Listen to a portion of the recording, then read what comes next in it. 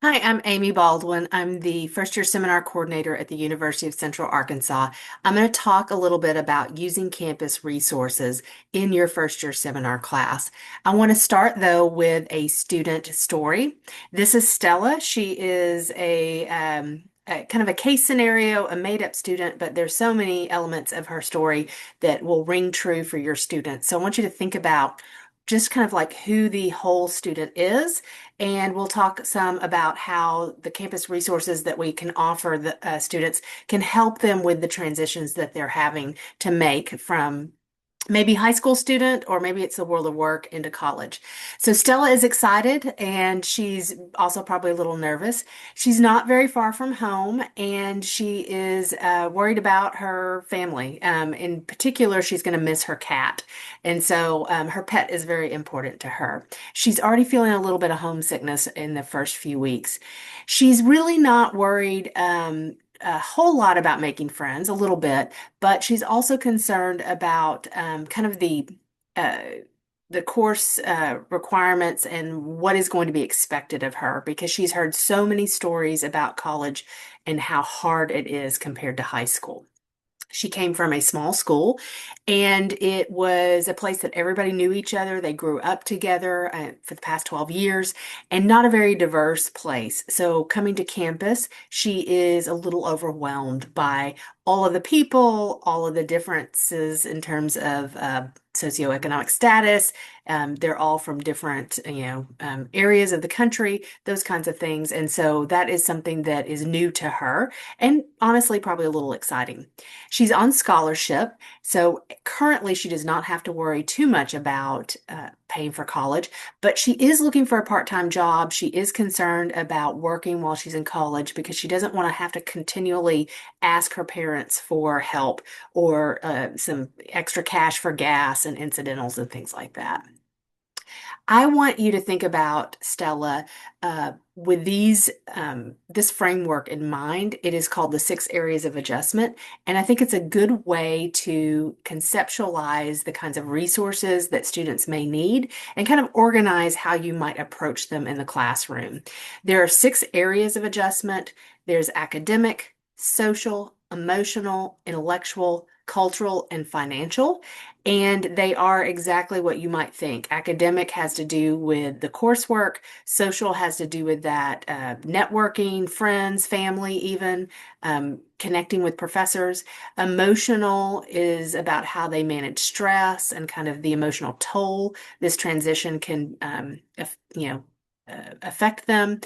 Intellectual has to do with those aha moments, or their curiosity being piqued, or getting excited about a major or a field of study. Cultural is how well they're going to interact with different people.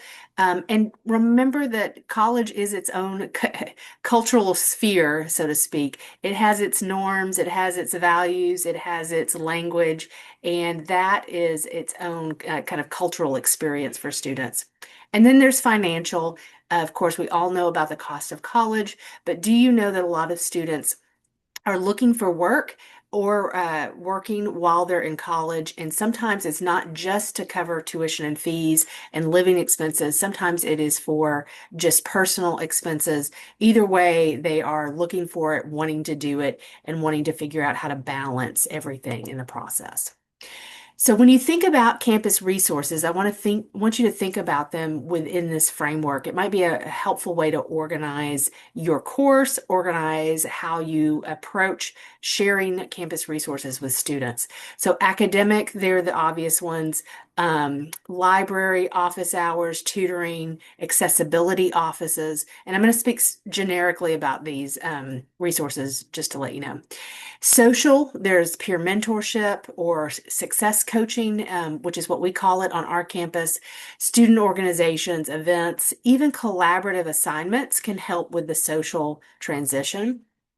There is emotional, mental health counseling, peer mentors, an athletic facility can help with kind of de-stressing and helping students build healthy habits.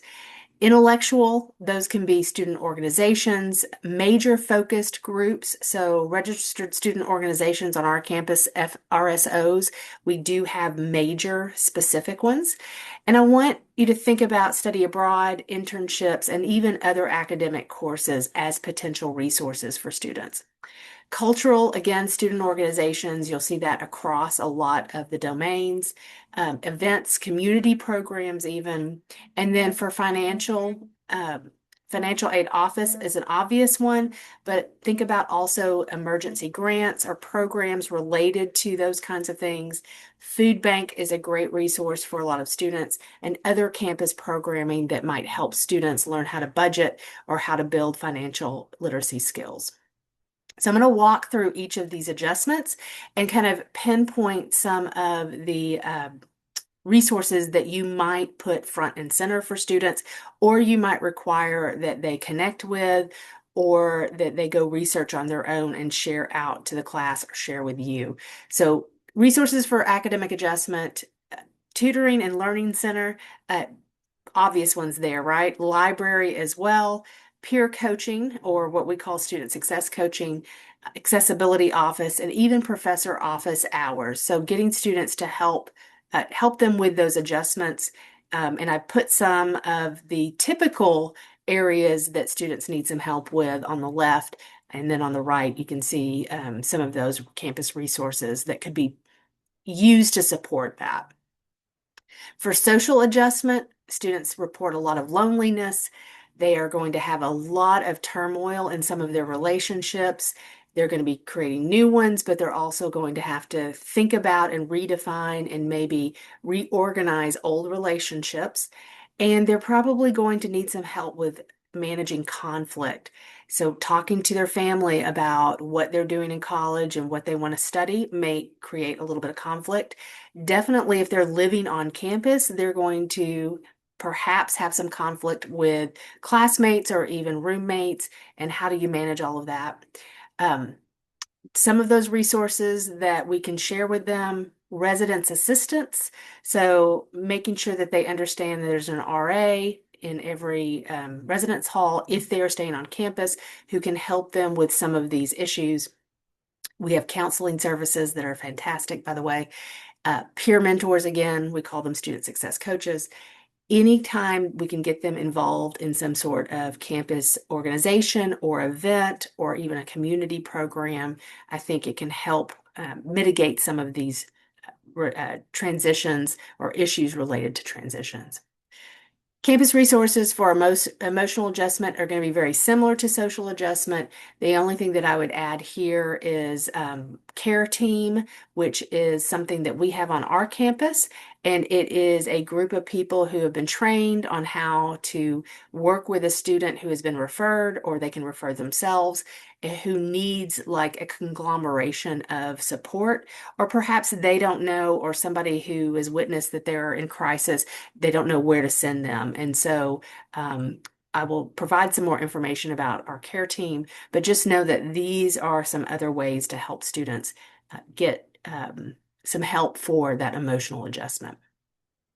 For intellectual adjustment, this one may be, again, something that doesn't come ready in terms of thoughts about what it is that the students may need for this, but do know that they are probably going to experience some shifting values. They are coming from places, and their upbringing may, give them a certain kind of worldview, and they're going to be encountering concepts or ideas or people or even organizations that may help them develop kind of a different sense of themselves and the world. And so, how do we help support them during that? They may also be uncertain about their major.